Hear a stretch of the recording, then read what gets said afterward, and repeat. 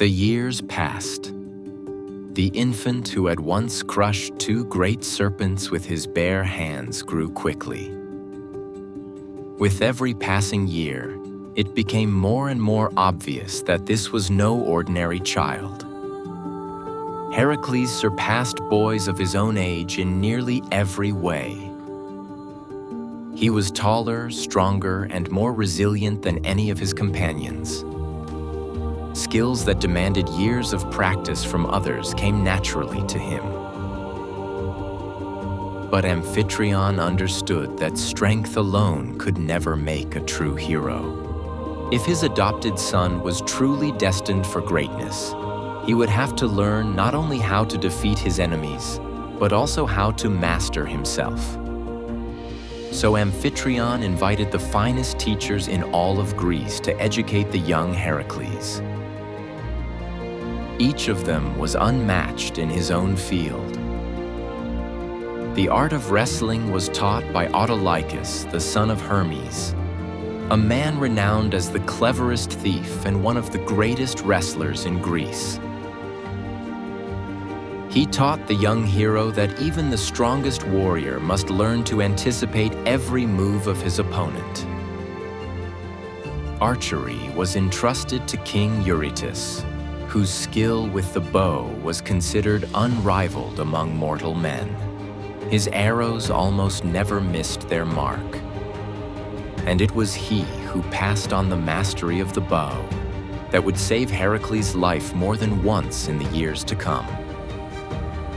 The arts of swordsmanship, spear fighting, and chariot warfare were taught by Castor, one of the legendary Dioscuri, whose military skill was admired throughout Greece.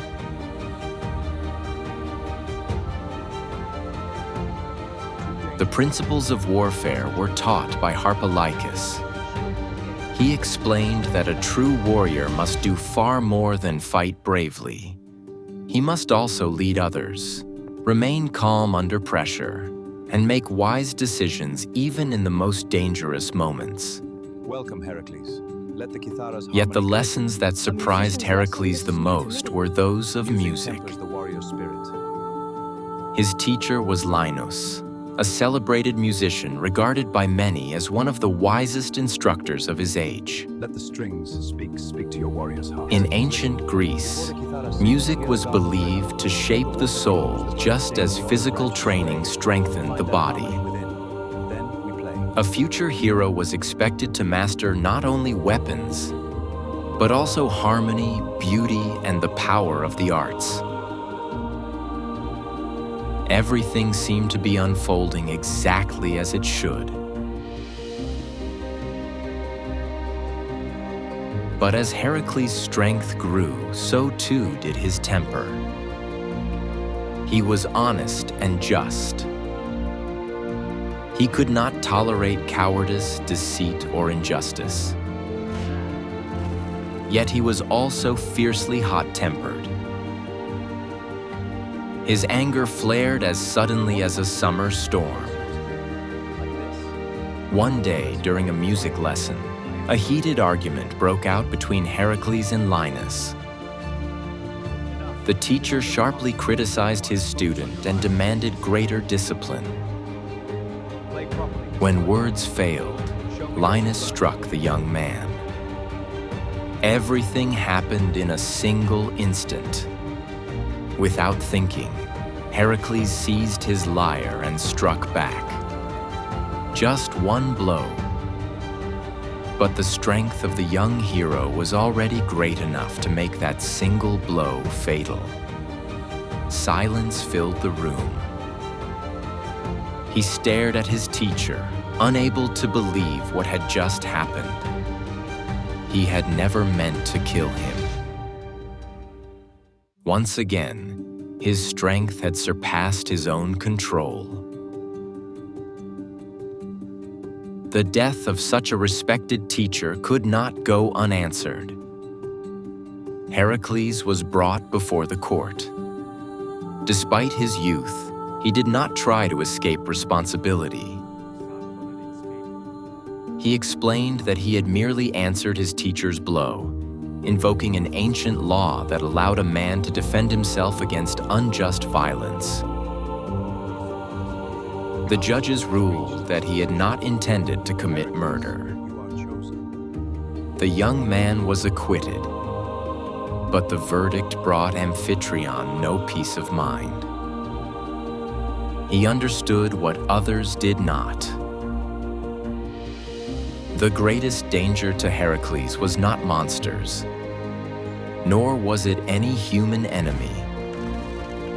His greatest challenge was the immense power he had yet to master. Amphitryon never stopped loving his adopted son. Quite the opposite. That was precisely why he chose to send him away from the city. He hoped that nature itself would teach the young man what even the greatest masters of Greece could not. Patience, self-control, and responsibility. Heracles was sent to Mount Cithaeron.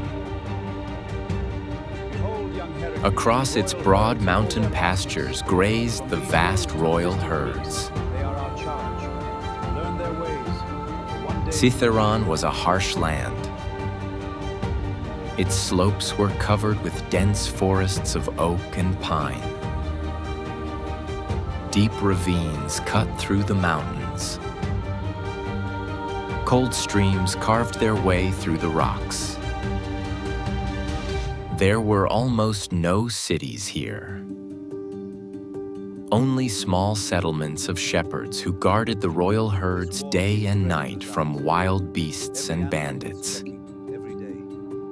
For the young prince, this was an entirely different life. Every morning, he led the herds high into the mountains. Long marches, exhausting labor, cold nights beneath the open sky, and the constant struggle against the wilderness gradually hardened both his body and his spirit. Here, no one admired his strength. It was simply another tool for survival. Day after day, Heracles grew stronger. And with that strength came endurance, patience, and the understanding that true power meant protecting the lives of others as well as his own. Among these mountains, the young Heracles experienced for the first time what it truly meant to be a protector. But he did not yet know that somewhere deep within the forests of Cithaeron lived a beast that had terrified even the most experienced hunters for many years. And very soon, their paths would cross.